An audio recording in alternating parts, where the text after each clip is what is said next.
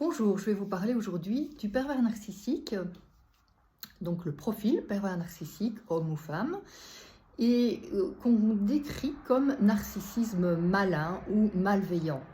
Kernberg, dans son étude du narcissisme pathologique, décrit donc cette tendance du narcissisme à devenir malin. Plus il s'aggrave dans la pathologie, plus l'aspect malveillant prend de l'importance, et donc le pervers narcissique est à l'extrême de ce narcissisme pathologique. C'est une défense contre la paranoïa. Et donc le pervers narcissique combine narcissisme pathologique, traits antisociaux et traits paranoïaques. On va les décrire successivement. Donc au niveau du narcissisme pathologique, il y a une tendance à rechercher la reconnaissance d'individus considérés comme supérieurs à soi, une quête inassouvie de pouvoir. L'individu narcissique se surestime, un sentiment de supériorité, de grandiosité, une non-reconnaissance de la subjectivité, c'est-à-dire les émotions, la souffrance, les besoins, les limites. Il a des objectifs personnels très élevés qui le mettent constamment sous pression et qui mettent constamment autrui sous pression.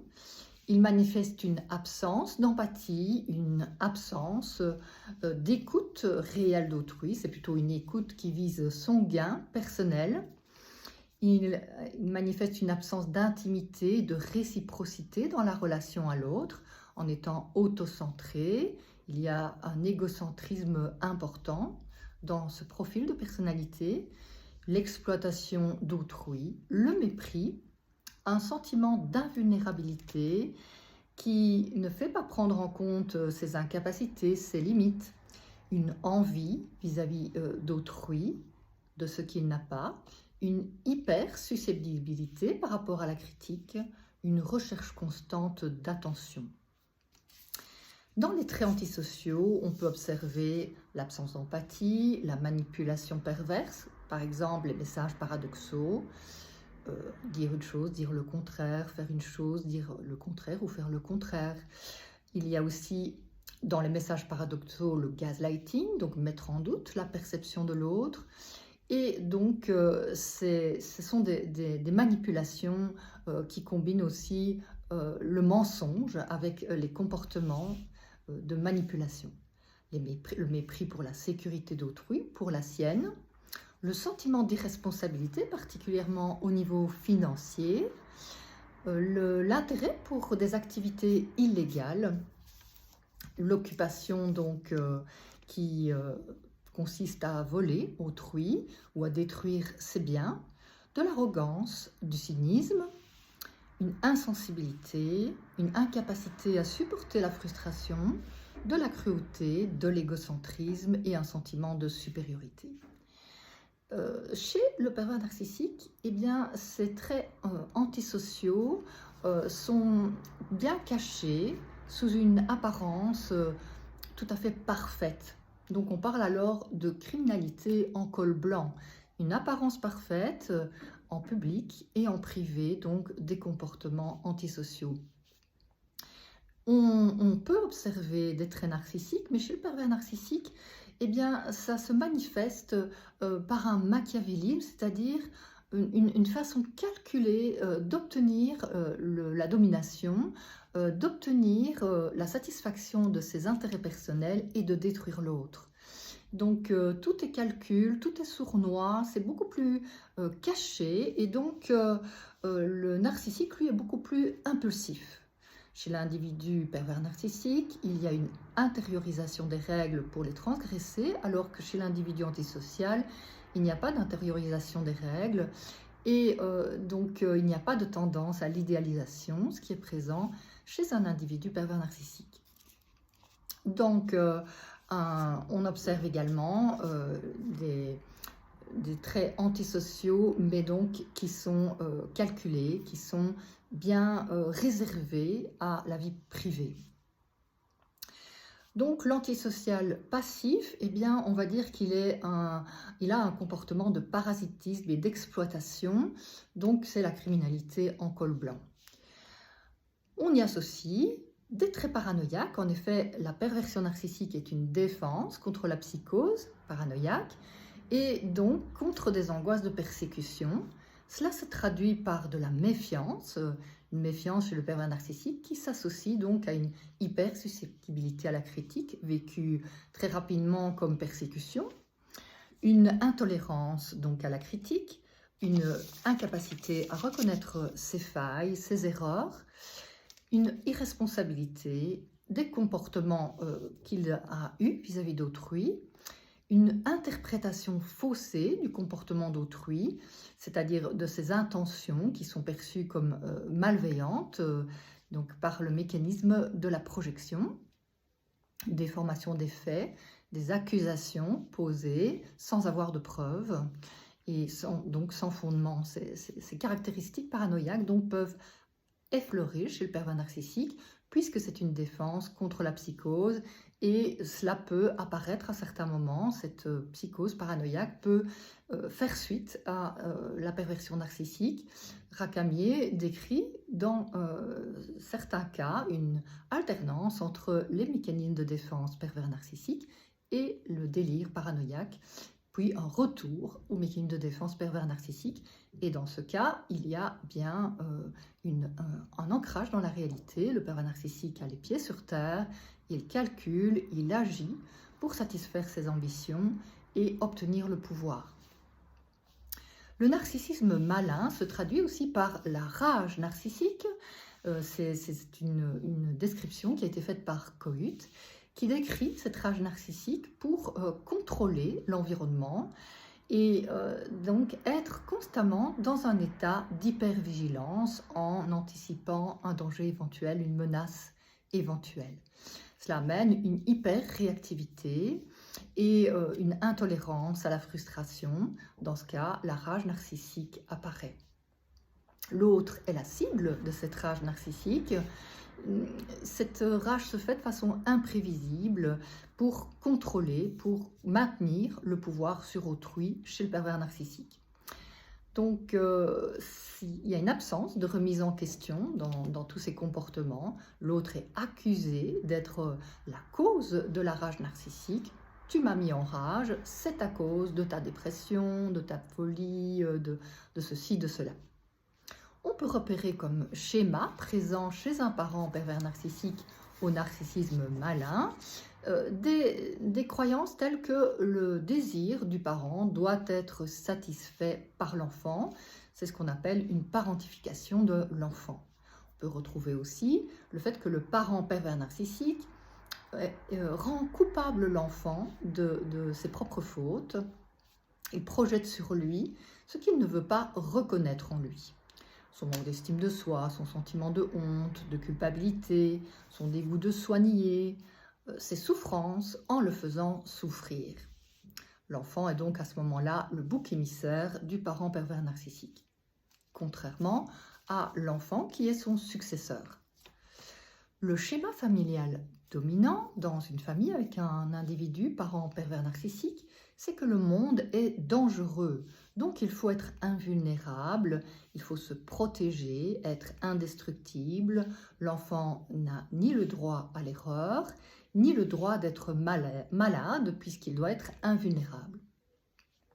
L'enfant doit prendre le parti du parent pervers narcissique et donc il n'a pas le droit de se différencier, d'être autonome. Il faut penser comme le parent pervers narcissique face aux dangers extérieurs. Donc c'est une famille qui fonctionne de façon sectaire. Le favoritisme, la division est normalisée. La rage du parent pervers narcissique est normalisée également. Finalement, l'enfant finit par croire que c'est normal que ce parent ait des crises de rage contre lui et que c'est pour son bien. L'enfant n'a aucun droit, il est nié dans ses émotions et dans ses besoins et c'est considéré comme normal. Tandis que le parent pervers narcissique a tous les droits.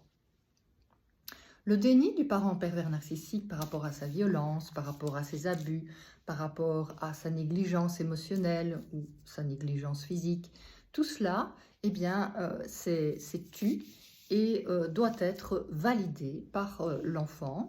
qui est censé le protéger. En effet, il faut sauver les apparences du parent pervers narcissique à tout prix et donner l'image d'une famille parfaite. Il faut paraître et non être. Ce paraître constitue le faux self, une négation totale des émotions, des besoins et des limites. Il faut agir comme le parent PN. L'enfant est encouragé à la violence perverse, à la manipulation perverse, aux abus et à la toute-puissance. Solution pour faire face à ce type de problématique, c'est d'abord d'identifier ces schémas dysfonctionnels dans la relation aux parents pervers narcissiques ou dans la relation avec un conjoint pervers narcissique. Ensuite, il est important de sortir du déni et de se reconnecter à la souffrance occasionnée par la manipulation du parent ou de ce conjoint pervers narcissique. Donc, ça a des impacts au niveau de l'identité, de la santé physique et mentale, et donc il est important de se déculpabiliser par rapport à tous les blâmes, toutes les accusations infligées par l'individu pervers narcissique à sa cible, notamment sa rage qui appartient au pervers narcissique et qui n'appartient pas à sa proie. Il est important de rétablir son estime de soi, son sentiment de sécurité, son amour pour soi, et cela est possible en prenant un autre modèle d'identification, quelqu'un qui représente pour soi un parent sécurisant, le parent sécurisant que l'individu n'a pas eu, ou bien prendre un autre modèle de relation sécurisante qui accepte l'altérité et qui permet la réciprocité dans la relation. C'est important aussi d'apprendre à être co-régulé par ce modèle. Donc pour être en lien, il est important de pouvoir réguler ses émotions et de ressentir le sentiment de sécurité. C'est le système nerveux qui s'apaise et qui se met alors dans un état parasympathique. C'est le système nerveux parasympathique ventral. Et donc cette co-régulation par ce modèle permet de rétablir le lien avec soi et le lien avec autrui. Ce lien avec soi, c'est une identification de ses émotions, une identification de ses besoins, de ses limites, mais aussi une identification des parties de soi qui ont dû se constituer pour se protéger de la violence perverse. Et donc, ces parties sont le combat, la fuite, le figement. Elles sont là, elles peuvent dominer la personne et elles ont tenté de protéger la personne de ces violences, de la peur liée à ces violences. Et donc, c'est important de les reconnaître et de les apaiser. Pour y arriver, il est nécessaire d'identifier et de faire la liste de ces ressources. Des ressources qui peuvent être relationnelles, comme je viens de dire, quelqu'un qui est un modèle à ce niveau-là de sécurité, des ressources psychologiques au niveau de l'estime, de la confiance, de l'amour, de l'affirmation de soi. Et donc, il est intéressant de faire un poster de ces parties, ou ce que j'appelle la tarte des ressources selon Deborah Dana. C'est bien une tarte qui reprend l'ensemble des ressources psychologiques, relationnelles, émotionnelles, physiques, spirituelles et créatives, matérielles, intellectuelles. Toutes ces ressources, c'est important de les identifier précisément. Et donc, on peut faire un collage sur son poster, un collage, indiquer des photos ou des dessins, prendre des photos dans un magazine, et donc avoir une vue claire de ces ressources que l'on peut afficher dans une partie de sa maison où on se rend souvent. Et pour se rappeler ces ressources, on peut aussi bien sûr les noter dans son téléphone, parce que quand on fait face à la violence, le cerveau peut entrer en sidération, la violence perverse met en état de sidération. Et donc, pour sortir de cet état de sidération qui est lié au figement du corps mais aussi du mental, c'est intéressant d'avoir sa liste des ressources avec soi pour revenir rapidement et aisément, avec l'entraînement bien sûr, dans un état de sécurité.